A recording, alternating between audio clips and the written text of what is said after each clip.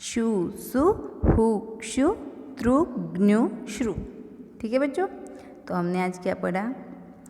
आज हमने हिंदी की नोटबुक में क को छोटा की मात्रा कु से श्र को छोटा की मात्रा श्रु तक पढ़ा। तो आपको भी इसी तरह से हिंदी की नोटबुक में लिख देना है।